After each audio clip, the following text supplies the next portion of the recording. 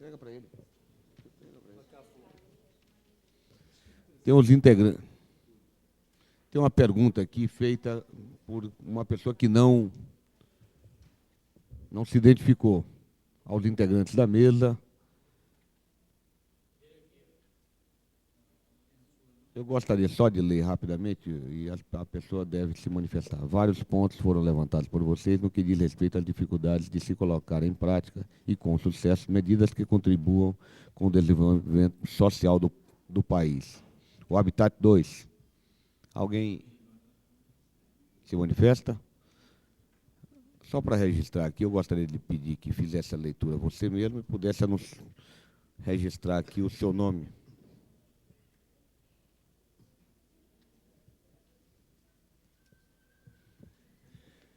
José Carlos, estudante. Enfim, eu vou ler a pergunta então, tá? Vários pontos foram levantados por os integrantes da mesa, tá? No que diz respeito às dificuldades de colocar em prática e com sucesso, tá? Algumas das medidas que contribuem para o desenvolvimento social, no caso aqui, os assentamentos humanos, tá? O Habitat 2, ela é a última grande conferência do século, não por ela estar próxima ao final do século, mas sim porque já se tem uma tendência de que os grandes debates têm que ser colocados em prática, né? Não só debates e mais debates, sem que as soluções apresentadas neles sejam postas em práticas. Tá? Muitas metas e planos de ação foram apresentados por vocês, mas, como em outras tentativas, né, elas acabam caminhando para arquivos mortos. Tá? E se a estratégia, né, se a raiz do problema não for modificada, a pergunta é o que os senhores e as senhoras acreditam ser necessário para modificar esse panorama de grandes debates, grandes conferências e pouca prática, porque as ideias existem, mas quais são as dificuldades? O que vocês pretendem fazer para modificar essas dificuldades, para que a gente possa colocar em vigência soluções na prática? Okay? Essa pergunta... A todos os integrantes da mesa. Quem puder responder, quem gostar, tá ok? Obrigado. Presidente da CBI, agora também faz essa pergunta ao presidente da CBI, mas não coloca o nome. Pô. Quais as instituições governamentais que estão dando apoio à CBI em relação à questão do assentamento humano? Proposta do Habitat 2 em geral. A senhora? Quem é o presidente da CBI? Quem é o presidente da CBI?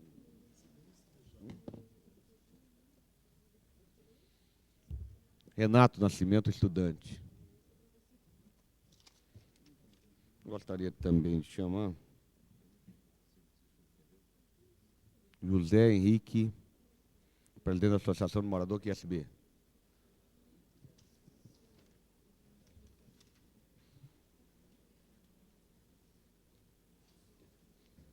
A pergunta é encaminhada para o senhor Eliseu. Foi tocado aqui com relação ao programa Força do Jovem, e eu só queria de colocar o que significa isso, né, para o Habitat, em que consiste esse programa, que é justamente um pouco a negação de tantos papéis que saem, tantos documentos, e é uma iniciativa do jovem. Eu gostaria até de falar um pouco mais sobre isso, e depois colocar isso para o Eliseu. O que ele representa realmente, né, como solução prática, não mais documento, etc. Eu queria que o Eliseu se estendesse mais nesse ponto.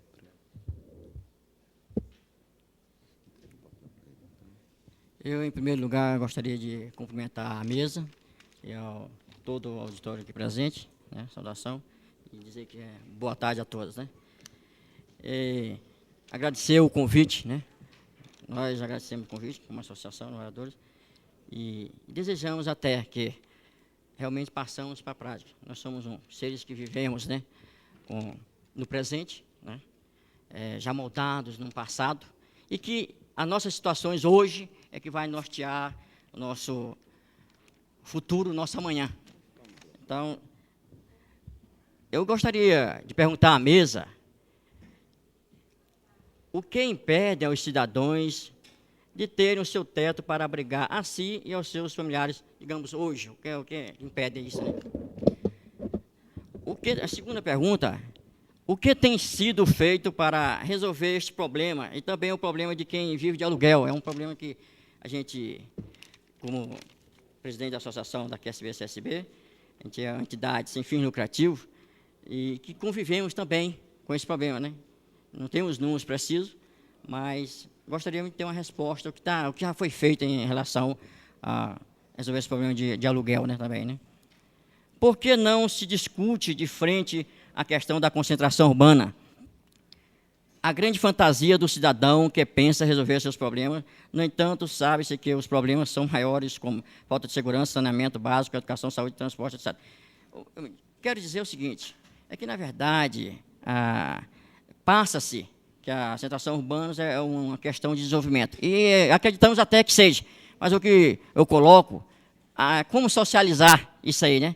Que, na verdade, o cidadão sai do campo, né, com aquela esperança de encontrar na grande cidade, certo? A solução do seu problema, no entanto, acarreta mais. Então, como resolver esses problemas, né? Diante disso aí. Por que não fixar o homem do campo, dando toda a assistência necessária? Aí vem projetos, né, porque tem dinheiro, aí é uma pergunta mais pragmática, né? Porque tem dinheiro para resolver os problemas outros, como os banqueiros, etc., e não tem para habitação. Eu queria deixar aqui claro que, por que não priorizar a habitação, como foi colocado no discurso aí, orçamento e tudo mais, né? Só isso. Obrigado. Pergunta sua é para quem? Para quem a pergunta? É para quem a pergunta? Primeiramente, então, para as considerações e tentando fazer a resposta, respondeu o deputado Cafu, que é autor do requerimento.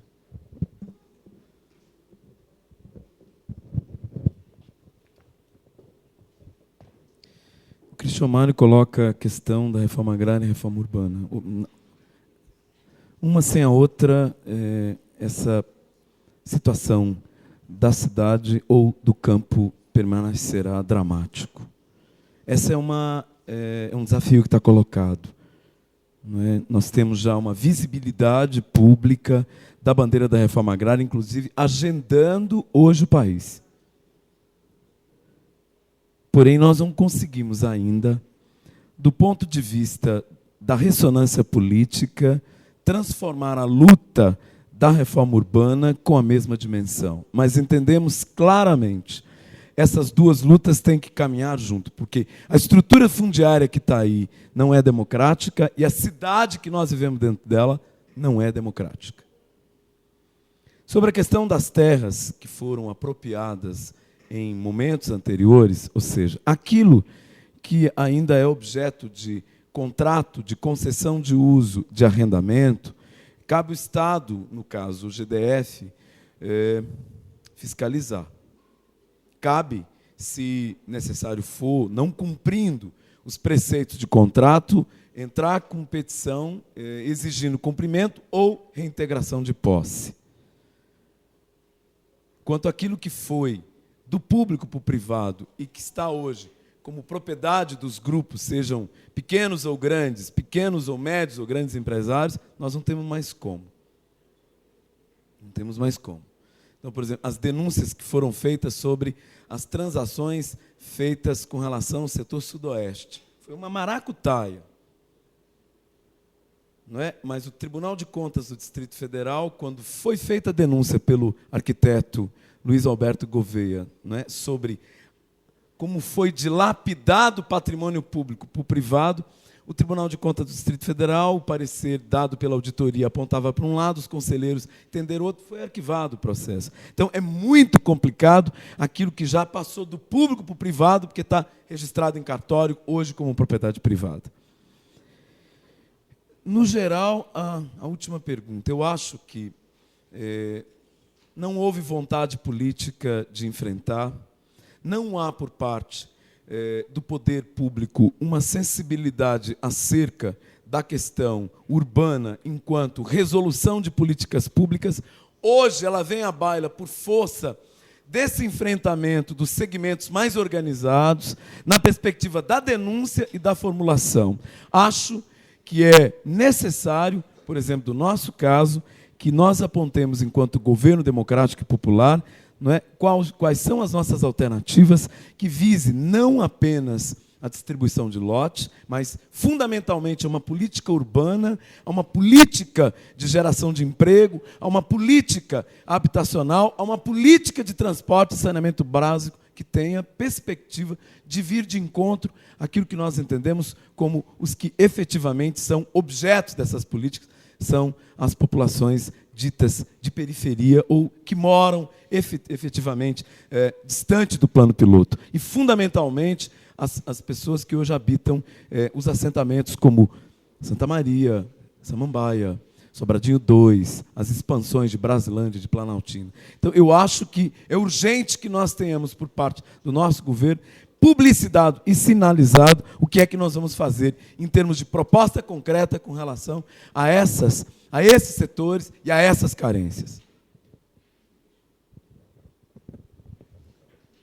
Em seguida, eu vou pedir à mesa que vá se manifestando da esquerda para a direita, e com o tempo, mais ou menos, se puderem limitar em, no máximo, 2 minutos. Bom, para concluir esse debate, acho que tem algumas coisas que a gente precisa pontuar e, inclusive, deixar uma solicitação a esta casa.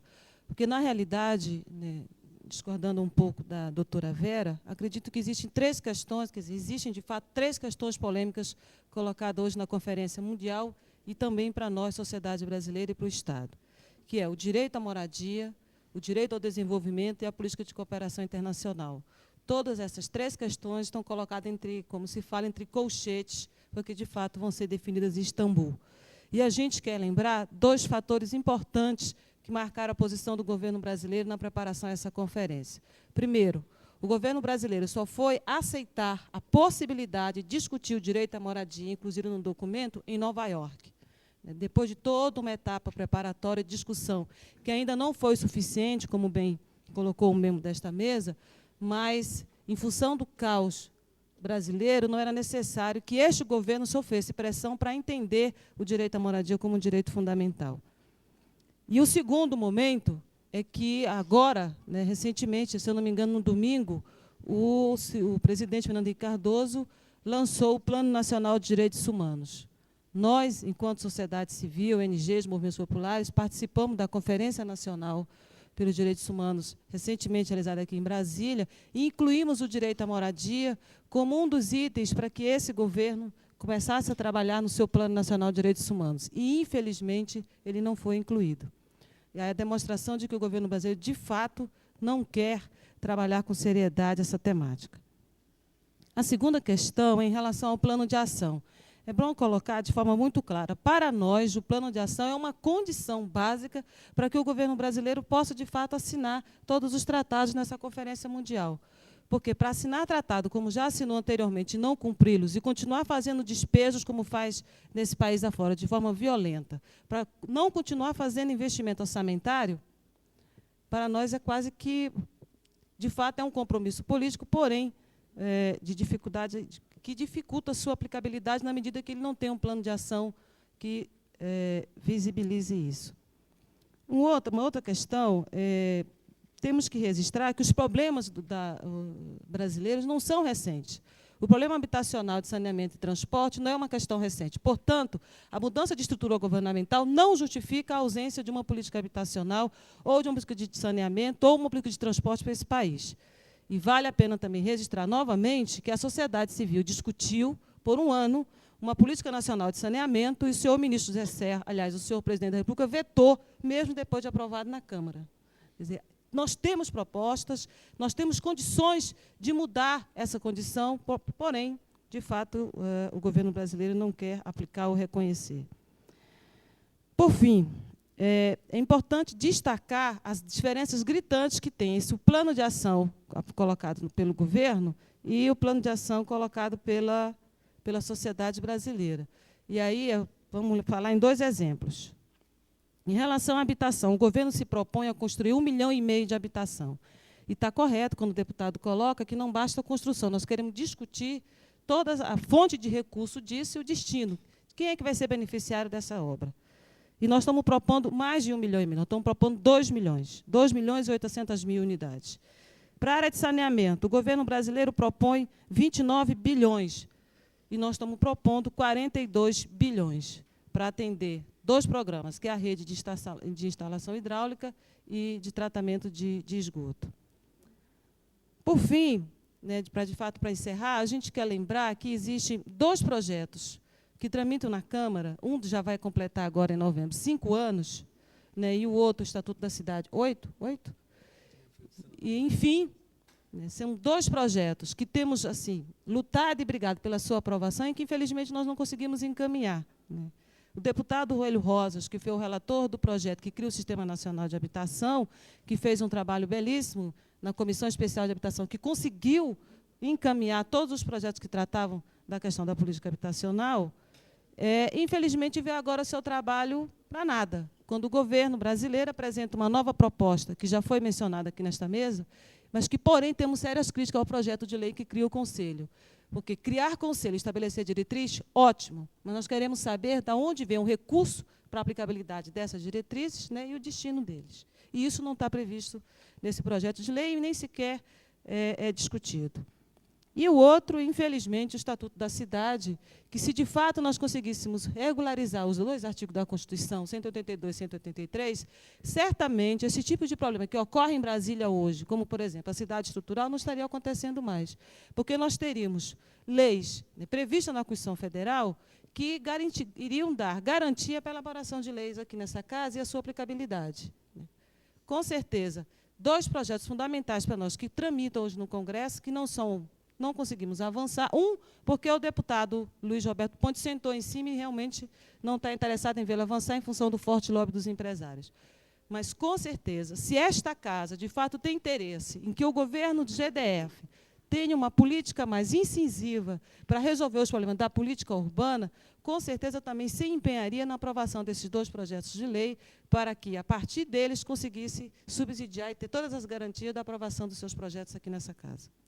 Agradeço novamente o convite, muito obrigada pela presença de vocês e estamos nos colocando à disposição para os próprios movimentos populares de Brasília para que a gente possa continuar esse debate nas associações, nas comunidades. Obrigada. Tendo sido informado pelo senhor Beni Schelsberger da impossibilidade de permanecer, eu queria passar a ele a palavra para que ele pudesse se manifestar e, logo em seguida, liberá-lo para que pudesse responder a seu outro compromisso. Eu só gostaria de agradecer o convite que me foi feito. Espero ter oferecido uma contribuição, sobretudo porque me fiz representar aqui em nome da Associação Nacional de Pesquisa em Planejamento Urbano e Regional, a ANPUR, que é uma das organizações não governamentais que esteve presente ao longo desse processo preparatório. Agradeço aqui o convite, agradeço ao deputado Cafu o convite e peço desculpas aqui aos demais companheiros aqui da mesa que compromissos de ordem maior me fazem retirar. Obrigado.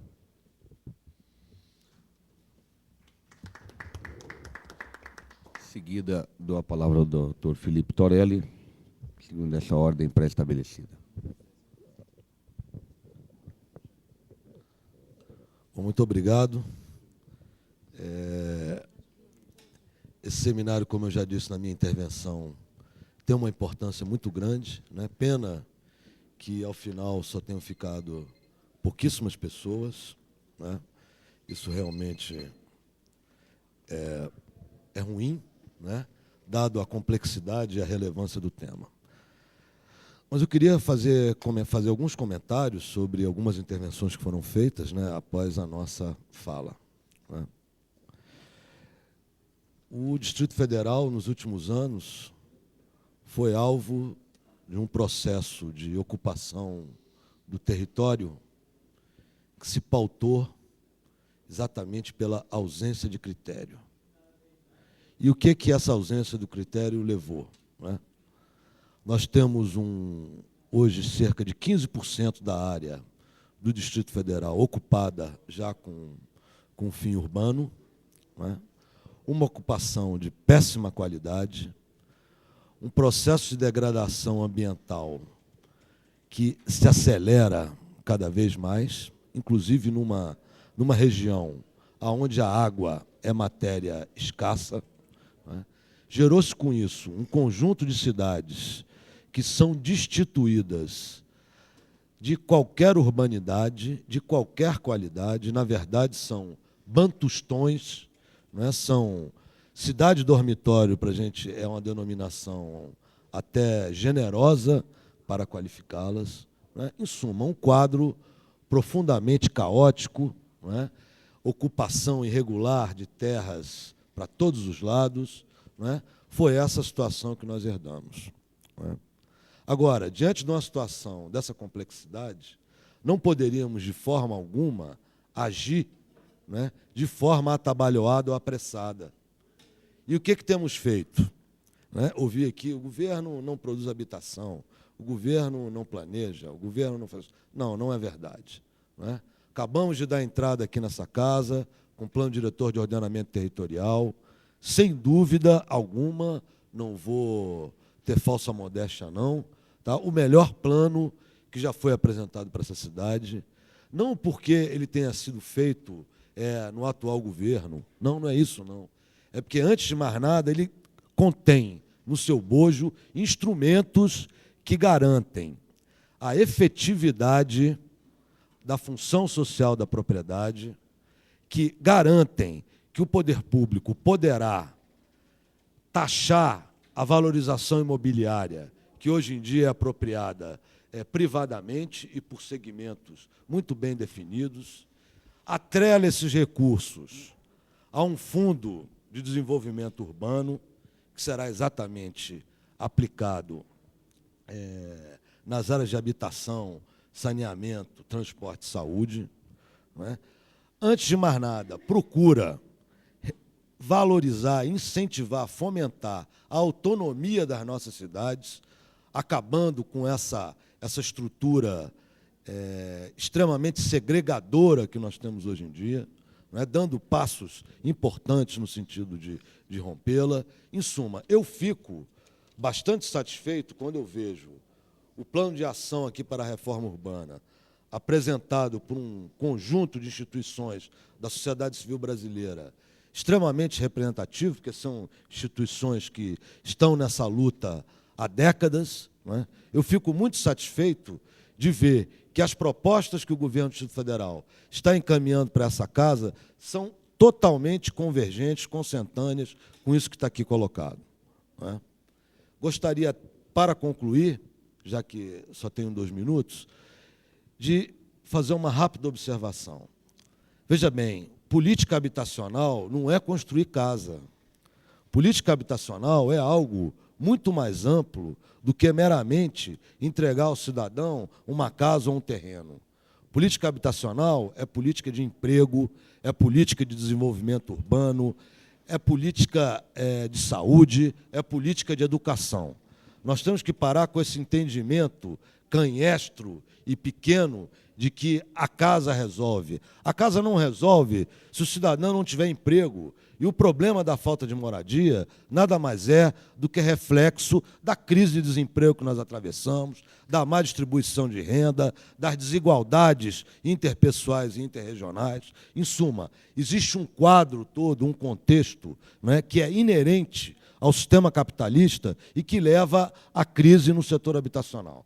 Então, a gente tem que afastar as visões simplistas, não é, demagógicas, porque elas simplesmente jogam para, como se diz hoje, para a galera, não é? Na verdade, o problema é muito maior, muito mais complexo, muito mais amplo. E nós precisamos resolver o problema da habitação combatendo o problema do desemprego, combatendo a má distribuição de renda, porque se nós não fizermos isso, certamente continuaremos patinando como estamos patinando hoje, né? E, para concluir, eu gostaria de dizer, ainda em relação à política habitacional, mais uma vez, política habitacional não é só distribuir casa, não. O atual governo está colocando em prática o maior programa de regularização fundiária que existe no Brasil. Já regularizamos 45 mil lotes, existem mais de 17 mil lotes registrados em cartório.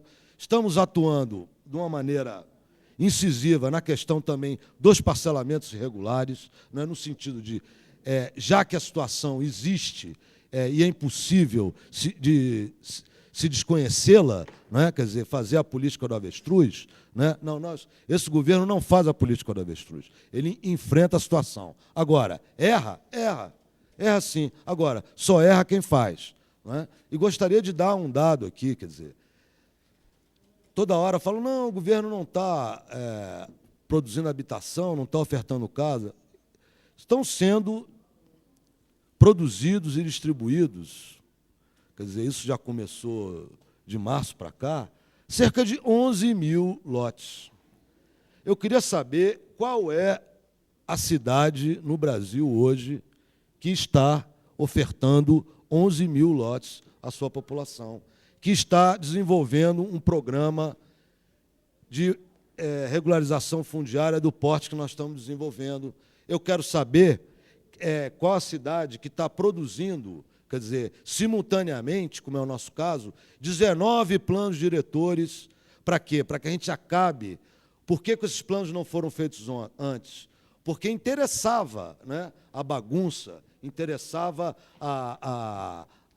o não planejamento, interessava as ações pontuais, localizadas, não interessava se ter uma visão global da nossa cidade, dos nossos problemas. E isso tem sido feito, né, de uma maneira corajosa, dedicada, não só pelo corpo técnico do governo, não. Nós temos seguidamente colocado as questões na rua, temos ido debater com a sociedade, porque não interessa o governo ter os seus projetos. O que nós queremos são projetos da sociedade. O governo não quer ter projetos dele. Quem tem que ter projetos é a sociedade. E, nesse sentido, o governo está efetivamente cumprindo o seu papel, que é levando as questões, levando os projetos para debater. Isso é que é democracia. Obrigado. Gostaria agora de passar a palavra para a nossa... Bom, eu vou... Desculpe, senhora. Doutora Vera Lúcia. Eu gostaria de responder com mais cuidado a todas as perguntas que foram feitas aqui, mas, infelizmente, eu também tenho um compromisso e preciso estar saindo logo em seguida. Mas eu vou rapidamente tentar levantar aqui algumas questões. A delegação brasileira que segue para Istambul não tem a menor dificuldade em defender o direito à moradia durante a conferência. É um problema que já está ultrapassado e houve, na realidade, foi uma aceitação de pareceres jurídicos que datam do ano passado, que acabaram indicando posições equivocadas da delegação. Com relação ao Plano Nacional de Ação, ele está disponível, já entreguei aqui à Assembleia Legislativa, todos os interessados podem procurá-lo. Ele trata, como eu já disse, do plano de governo do governo federal. Os recursos que estão lá previstos são os recursos cuja gestão são do governo federal. E, mais uma vez, digo que o problema urbano não é só da União, constitucionalmente, é da União, Estados e municípios. E, inclusive, na questão do saneamento, é mais claro ainda que o saneamento é a obrigatoriedade do município e o recurso que está sendo colocado lá é só os recursos geridos, o que está colocado no plano de ação, são só os recursos geridos pela Secretaria de Política Urbana, sem considerar os demais recursos da Fundação Nacional de Saúde, por exemplo, que também cuida de saneamento. Então, os valores aqui apontados como extremamente discrepantes, não acredito que sejam. Quanto ao Estatuto da Cidade, é um projeto de lei que nos interessa profundamente, e eu gostaria de corrigir a informação, porque está designado relator desse projeto desde o início do ano o deputado José Machado, do PT de São Paulo, e nós estamos ansiosamente aguardando o relato dele. O deputado Luiz Roberto Ponte Siqueira é deputado federal este ano. Bom, com relação à colocação do rapaz que é estudante, que eu achei meio desanimada, ou seja, o que a gente vai fazer dentro desse quadro caótico, que tudo que foi feito está arquivado, eu acho que não é bem verdade. Essa questão dessa premiação de todas essas práticas bem-sucedidas que estão havendo são uma prova de que é possível resolver ou é possível minorar os problemas. Tem havido boas experiências no meio urbano para que se resolva as questões urbanas. E o que o governo federal, qual eu represento nesse momento, vai fazer, está mais uma vez registrado nesse plano, são programas específicos que estão definidos, delineados, os que existem até agora, com recursos garantidos e os valores estão garantidos. Cabe à sociedade, evidentemente, acompanhar a implementação deles. E que já estão acontecendo. Inclusive, não é um plano para o futuro, é um plano que já retrata o presente. Bom, e sobre a questão agrária que foi levantada, eu acho que o problema agrário é da maior gravidade, mas eu acredito que o país é hoje um país urbano, nós já sabemos disso, 75% da população brasileira vive em cidades, e esse quadro urbano dificilmente, quer dizer, a resolução do problema agrário não vai resolver o problema urbano, e dificilmente a população já na segunda ou terceira geração ela já perdeu o contato com a área rural, ela já não tem mais as suas habilidades para lidar com o campo, e ela passa a ser realmente um cidadão urbano e, portanto, esse quadro urbano dificilmente é revertido. Ou seja, nós temos um problema na área rural e temos um problema na área urbana. Que, evidentemente, se não resolvermos na área rural, podemos ainda agravar mais da área urbana, mas o que já se estabeleceu para a área urbana é o que nós temos que lidar com ele. Bom, agradeço a todos vocês. Estamos à disposição da Secretaria de Política Urbana, Ministério do Planejamento, para o que for necessário, para qualquer esclarecimento a mais. Nossos documentos são todos abertos, não temos nenhum problema de estar divulgando nenhum deles. A gente espera que ainda esse mês chegue ao Congresso Nacional o projeto de lei da política urbana que cria o Conselho Nacional de Política Urbana.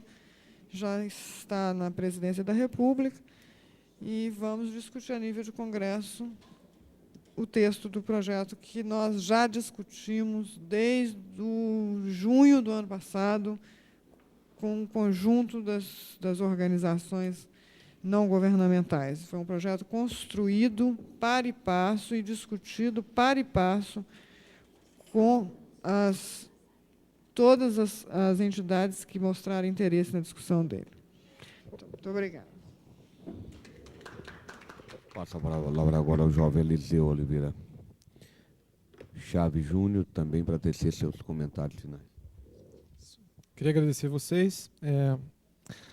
Eu acho que esse tipo de debate é interessante porque a sociedade deve participar, mas assim a gente fica chateado de ver que realmente no final vai esvaziando e que, infelizmente, não tem uma participação massiva de diferentes setores. Isso é chato porque o habitat, aí que está a ONU, parece uma coisa tão distante, mas vai discutir um tema que está aqui, né? Parte do nível internacional, para chegar aqui no níveis locais, tá? Através das nossas assembleias estaduais, o poder executivo, legislativo. Infelizmente, a gente não pode terminar a discussão com bastante participação, que seria o ideal. Bom, tem uma pergunta aqui que foi feita, tá? Até não deixaram o nome, eu acho que seria interessante até para os anais até saber de onde a pessoa que fez a pergunta. Quais as instituições governamentais que estão dando apoio à Comissão Brasileira da Juventude em relação à questão de assentamentos humanos, propósito do Habitat 2 em geral, né? Acho que vale ressaltar que a comissão é uma organização autônoma de juventude, por jovens foi criada e por eles é conduzida, tá? E todos os nossos relatórios, projetos, são feitos de maneira autônoma e nós buscamos apoio de diferentes setores, como o próprio legislativo, o executivo, tá? É uma intermediação com outros setores, uma intermediação que a juventude pode ter. E o apoio que a gente pode dizer é no sentido institucional, em determinados casos. Mas, para o Habitat, especificamente, nós fizemos esse relatório e esse plano de ação de maneira autônoma.